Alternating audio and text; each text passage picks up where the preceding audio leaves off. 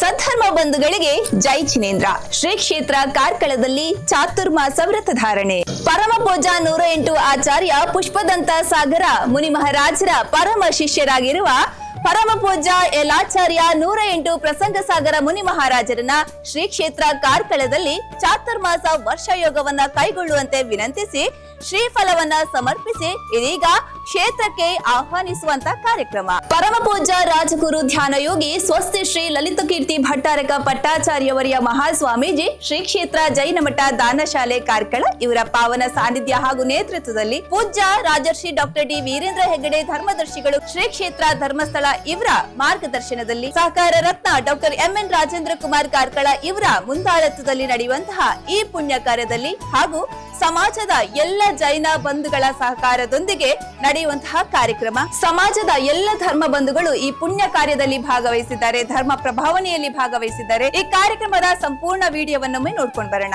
रहे हम महावीर के ही बनकर ना श्वेतांबर ना दिगंबर, हम जैन है कहो हम जैन है.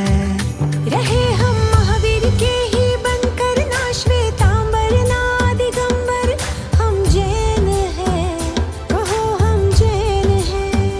ओ लेकर पुण्य का ये सागर जन्मे जैन कुल के अंदर, हम जैन है कहो हम जैन है. धर्म से जैन है कर्म से जैन है. संतों का ಓಂ ನಮಃ ಸಿದ್ಧೇಭ್ಯಃ ಓಂ ನಮಃ ಸಿದ್ಧೇಭ್ಯಃ ಓಂ ನಮಃ ಸಿದ್ಧೇಭ್ಯಃ.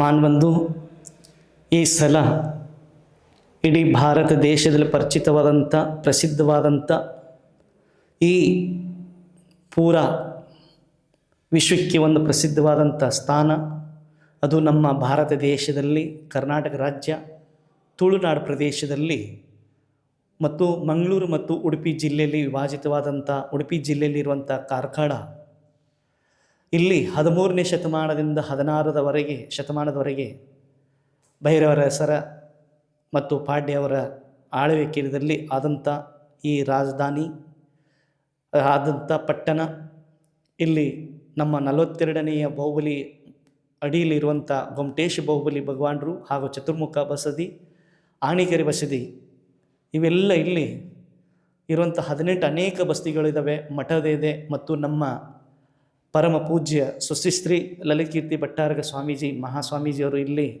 ಈ ಕ್ಷೇತ್ರನ ಜಾಗೃತಿ ಸಂರಕ್ಷಣೆ ರಕ್ಷಣೆ ಮಾಡ್ಕೊತ ಧರ್ಮ ಪ್ರಭಾವ ಮಾಡ್ತಾ ಇಲ್ಲಿ ನೆಲೆಸಿದ್ದಾರೆ.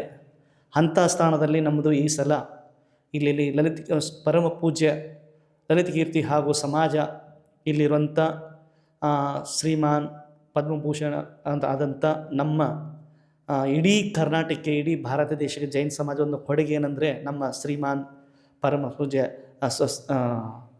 ವೀರೇಂದ್ರ ಹೆಗ್ಗಡೆಯವರು, ಅವರು ಕೂಡ ಅವರ ಮತ್ತು ಎನ್ ರಾಜೇಂದ್ರವರು ಸಹಕಾರ ರಾಜ ಅಂತ ಅವರ ರಾಜೇಂದ್ರ ಕುಮಾರ್ ಅವರು MK ವಿಜಯದ ಪೂರ್ವದಲ್ಲಿರುವಂಥ ಅವರ ಮತ್ತು ಮಹಾವೀರ್ ಆಗಿರ್ಬೋದು, ಸುನೀಲ್ ಆಗಿರ್ಬೋದು, ಇಡೀ ಕಾರ್ಕಳ ಜೈನ್ ಸಮಾಜ ಮತ್ತು ಗುಣಪಾಲ ಕಡಂಬರ ಆಗಿರ್ಬೋದು, ಎಲ್ಲರೂ ಸೇರಿ ಇಲ್ಲಿ ನನಗೆ ಈ ಸೂಡಿ ಬಸದಿಯಲ್ಲಿ ಆದಿನಾಥ ಟೆಂಪಲ್ದಲ್ಲಿ ಚಾತುರ್ಮಾಸಕ್ಕೆ ಆಚರಿಸಲಿಕ್ಕೆ ನಮಗೆ ಸಿರಿಫಲನ ಭೇಟಿ ಮಾಡಿದರು.